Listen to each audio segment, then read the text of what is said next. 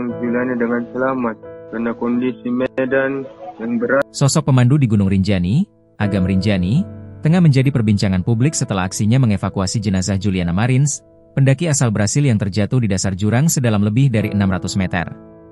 Aksinya tersebut pun viral di media sosial setelah upayanya melakukan evakuasi turut disiarkan melalui siaran langsung atau live di akun TikTok miliknya pada Rabu, 25 Juni 2025, kemarin.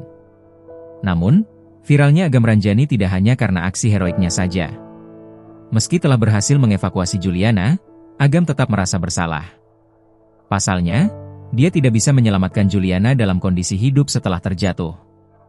Hal itu membuat Agam Rinjani pun meminta maaf kepada warga Brasil yang turut menyoroti peristiwa tragis yang menimpa Juliana tersebut. Adapun permintaan maaf Agam Rinjani tersebut dilakukannya saat melakukan live di akun TikTok miliknya dan diunggah oleh akun X, @aingriwehu. Dalam video tersebut, Agam tengah melakukan siaran langsung bersama dengan seorang wanita yang diduga keluarga Juliana. Agam mengatakan alasan tidak bisa menyelamatkan Juliana karena medan yang berat.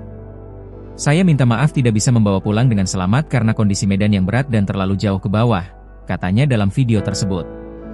Dia juga mengungkapkan, berdasarkan pengalamannya, memang kesempatan untuk bisa hidup ketika jatuh ke jurang di Gunung Rinjani sangatlah kecil. Sudah banyak kasus di Rinjani, memang susah hidup ketika jatuh di lubang-lubang itu karena terlalu curam, tuturnya. Sebagai informasi, Agam merupakan salah satu dari total 4 orang rescuer yang turut melakukan evakuasi jenazah Juliana Marins. Momen dirinya melakukan evakuasi pun sempat diunggah di akun Instagram pribadinya. Dia pun turut menuliskan permintaan maaf karena tidak bisa berbuat banyak untuk menyelamatkan Juliana.